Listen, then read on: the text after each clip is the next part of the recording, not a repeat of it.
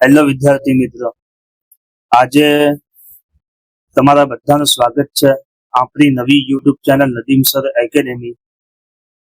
આ યુટ્યુબ ચેનલમાં તમને ધોરણ 10 ગણિત વિષય અને ધોરણ 12 અકાઉન્ટ અને સ્ટેટિક્સ વિષયનો અભ્યાસ કરાવવામાં આવશે.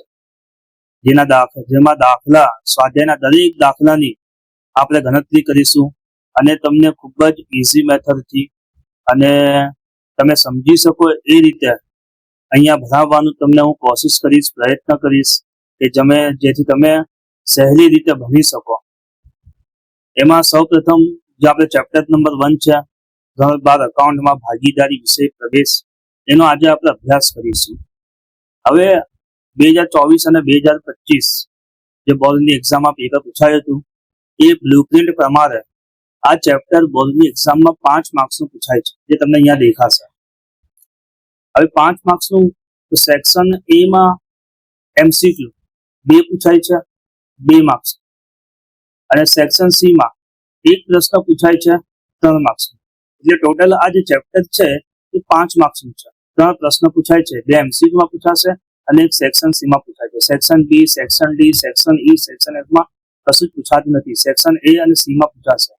એટલે 5 માર્ક્સનું આ ચેપ્ટર પૂછાશે અને ખૂબ જ ઇઝી છે, ખૂબ જ ઇઝી. આપણે એકદમ ઇઝી મેથડ પદ્ધતિ તમને શીખવાડવામાં આવશે. ઓકે, હવે અહીંયા જે અગત્યની માહિતીના સૂત્ર લખેલા છે તેનો આજે આપણે અભ્યાસ કરીશું અને તમે પણ ધ્યાનથી સમજજો. જો તમને ના ખબર પડે તો તમે કોમેન્ટમાં લખી શકો છો, અને જો તમને ખબર પડી જાય, તમે સમજી જાઓ, તમે કોમેન્ટમાં લખજો. તમને ખૂબ જ મજા પડી તો ખૂબ જ સરસ ભણાવો છો, જેથી કરીને અમને પણ ઇન્સ્પાયર થાય અને અમને પણ ભણાવવાની મજા આવે.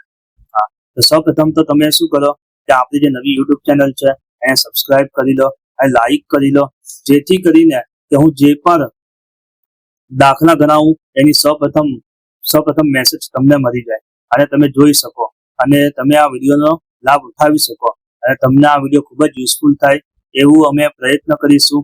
અને તમારા જે વિદ્યાર્થી હોય, તમારી સાથે જે ભણતા હોય એવા આપણા ભાઈબંધોને પણ તમે આપણી આ વિડીયો લિંક શેર કરો અને એમને પણ ઇન્ફોર્મેશન આ વિડીયોની આપજો. તો આજે આપણે શરૂઆત કરીએ. ધોરણ 12 ભાગીદારી, ચેપ્ટર નંબર 1 ભાગીદારી વિષય પ્રવેશ. એમાં સૌપ્રથમ અગત્યની માહિતી અને સૂત્રો છે જે હું તમને સમજાવવા માંગુ છું, જેથી કરીને તમને આખું ચેપ્ટરમાં કંઈ પણ પ્રોબ્લેમ ના થાય એવી રીતે હું તમને સમજાવવાનો કોશિશ કરીશ. અને સૌપ્રથમ આપણે માહિતી જોઈ લઈએ. તો સૌથી પહેલા વ્યાખ્યા આવે છે.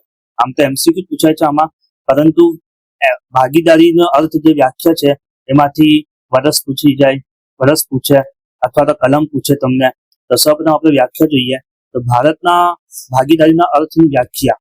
તો ભારતના ભાગીદારીના કાયદા 1932 વર્ષ યાદ રાખજો તમે. 1932 ની કલમ 4 મુજબ, કલમ કઈ છે?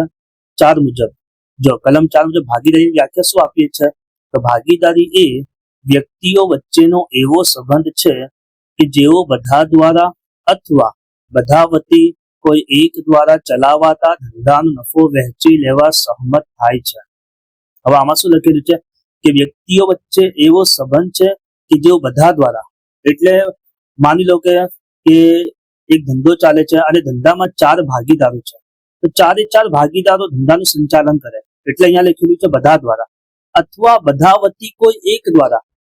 હવે આપણે એમ માનીએ કે જે 4 ભાગીદાર છે બધાની પાસે સમય નથી, તો એ 4 શું કરે, 4 વ્યક્તિઓ, 4 જે ભાગીદારો છે એ કોઈ એકને સોંપી દે 4 માંથી કે ભાઈ તું ધંધો સંભાળજે. એટલે અહીંયા લખ્યું છે બધા વતી કોઈ એક દ્વારા ચલાવાતા ધંધાનો નફો વહેંચી લેવા સંમત થાય છે. એટલે પછી ધંધાનો નફો શું કરીએ, એ ધંધાનો જે નફો થાય એ ભાગીદારો વચ્ચે વહેંચણી કરી લે. હવે એવું નહીં કે ધંધામાં નફો જ થાય, નુકસાન પણ થાય તો નુકસાનની પણ વહેંચણી કરી લે. અહીંયા વ્યાખ્યામાં નફો લખેલું છે, પણ નુકસાન થાય તો નુકસાનની પણ શું થાય, વહેંચણી એ કરી લે. ઓકે, તો 1 માર્ક્સમાં પૂછાય, વર્ષ પૂછાય અથવા કલમ પૂછાય, MCQમાં પૂછાય જાય, એટલે તમે ધ્યાન રાખજો.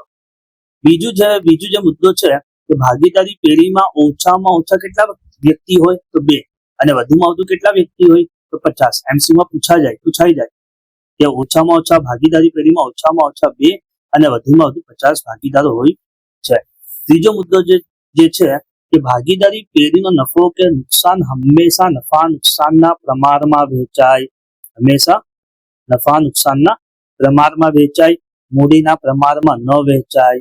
તો આ ખાસ ધ્યાન રાખજો કે ભાગીદારી પેઢીમાં જે નફો થાય અથવા નુકસાન થાય તો હંમેશા ભાગીદારો વચ્ચે જે નફા નુકસાનની વહેંચણી થાય ને એ નફા નુકસાનના પ્રમાણમાં જ વેચાય, મૂડીના પ્રમાણમાં ન વેચાય.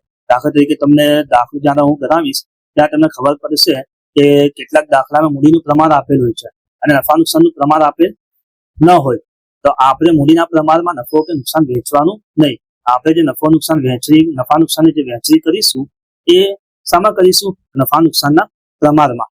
હવે જો આગળ લખેલું છે કે જો નફા નુકસાનનું પ્રમાણ આપેલ ન હોય તો સરખા હિસ્સે નફો કે નુકસાનની વહેંચણી કરવી. જો દાખલામાં નફા નુકસાનનું પ્રમાણ આપેલ ન હોય ને આપણને એમ કે દાખલામાં કે ભાગીદારો વચ્ચે નફા અથવા નુકસાનની વહેંચણી કરો, તો રકમમાં મૂડીનું પ્રમાણ આપેલ હોય અને નફા નુકસાનનું પ્રમાણ આપેલ ન હોય તો આપણે શું કરવાનું? તો આપણે મૂડીના પ્રમાણમાં વહેંચણી કરવાની નહીં. આપણે શું કરવાનું? સરખે હિસ્સે વહેંચણી કરી નાખવાની. જો અહીંયા લખેલું છે સાફ, જો નફા નુકસાનનું પ્રમાણ આપેલ ન હોય તો સરખા હિસ્સે નફો કે નુકસાનની વહેંચણી કરે. ઓકે, ધ્યાન રાખજો. હા, એના પછી આગળ આપણે જોઈએ કે મેનેજર કે ભાગીદારને કમિશનની ગણતરીના સૂત્રો. કે જ્યારે મેનેજર કે ભાગીદારને કમિશન જે આપવાનું હોય છે, હવે કમિશન કેમ આપવામાં આવે છે ભાગીદારને અથવા તો મેનેજરને? તો કેમ આપવામાં આવે છે કમિશન? કે જે સમજો કે 4 ભાગીદાર છે ધંધામાં, હવે 4માંથી એક ભાગીદાર ખૂબ જ વધુ મહેનત કરે છે અથવા તો વધુ સમય ધંધાને આપે છે, તો એને શું કરવું પડે છે? એને કમિશન આપવું પડે છે. હા, કેમ? કે વધારે સમય આપે છે, એ ધંધાનું વધારે કામકાજ સંભાળે છે, તો પછી એને કમિશન આપવું પડે. તો એના સૂત્ર છે. તો એના 2 સૂત્રો છે. આપણે ખૂબ જ ઈઝી મેથડથી સૂત્ર બનાવ્યા છે જેથી કરીને તમને યાદ થઈ જાય. તો જો પહેલું સૂત્રનું આ જે સૂત્ર દેખાય છે તમને, કમિશન બરાબર નફો ગુણ્યા કમિશનનો દર છેદમાં 100. તો તમને મેં નિરીક્ષણ કરીને અહીંયા ઉપર વિગત લખેલી છે કે જેથી કરીને તમને યાદ થઈ જાય અને ક્યારે આ સૂત્ર યુઝ કરવાનું એ તમને ખબર પડી જાય. તો જો અહીંયા લખેલું છે કે જ્યારે રકમમાં મેનેજર કે ભાગીદારનું કમિશન આપેલ હોય અથવા કોઈ એક ભાગીદારનો નફો આપેલ હોય ત્યારે આ સૂત્રનો ઉપયોગ કરવો. એટલે રકમમાં મેનેજરનું કમિશન અથવા ભાગીદારનું કમિશનની રકમ આપી દીધી હોય અથવા કોઈ એક ભાગીદારનો નફો આપી દીધો હોય ત્યારે તમારે આ સૂત્રનો ઉપયોગ કરવાનો. હા, આ ધ્યાન રાખજો. હા, મેં નિરીક્ષણ કરીને લખેલું છે. જો તમને એમ પણ શીખવાડવામાં આવશે કે ભાઈ કમિશન રકમમાં 2 વખત કમિશન આપેલ હોય ત્યારે આ સૂત્રનો ઉપયોગ કરવું. પણ મેં જ્યારે નિરીક્ષણ કર્યું પછી મેં જોયું તો આ એકદમ ઈઝી તમને યાદ રહી જશે કે ક્યારે આ સૂત્રનો યુઝ કરવાનો. તમારે કમિશન બરાબર નફો ગુણ્યા કમિશનનો દર છેદમાં 100, કે જ્યારે રકમમાં મેનેજરનું અથવા કોઈ એક ભાગીદારનું કમિશન આપેલ હોય અથવા કોઈ એક ભાગીદારનો નફો આપેલો, એક ભાગીદાર નફો આપેલ હોય ત્યારે આ સૂત્રનો ઉપયોગ કરવો. કયું સૂત્ર છે? તો કમિશન બરાબર નફો ગુણ્યા કમિશનનો દર છેદમાં 100. તો આ કમિશનનું પહેલું સૂત્ર છે. બીજું સૂત્ર શું છે? તો બીજું સૂત્ર એ છે કે જો ભાગીદારને તેનું કમિશન બાદ કર્યા પછી વધતા નફા પર અમુક ટકા લેખે કમિશન આપવાનું હોય ત્યારે કયું સૂત્ર છે? તો કમિશન બરાબર નફો ગુણ્યા કમિશનનો દર છેદમાં 100 વત્તા કમિશનનો દર. તો જ્યારે ભાગીદારને વધતા નફા ઉપર કમિશન આપવાનું હોય ને ત્યારે આ સૂત્ર વાપરવાનું. અને જ્યારે રકમમાં મેનેજરના કમિશનની રકમ અથવા ભાગીદારના કમિશનની રકમ આપી દીધી હોય અથવા કોઈ એક ભાગીદાર નફો આપી દીધો હોય ત્યારે તમારે આ સૂત્રનો ઉપયોગ કરવાનો. જ્યારે દાખલો ગણાવીશ ત્યારે તમે સમજી જશો કે કેવી રીતે આપણે આ સૂત્ર વાપરવાનું. એટલે ખૂબ જ ઈઝી છે, તમે અત્યારે ચિંતા ન કરતા. હા, ઓકે.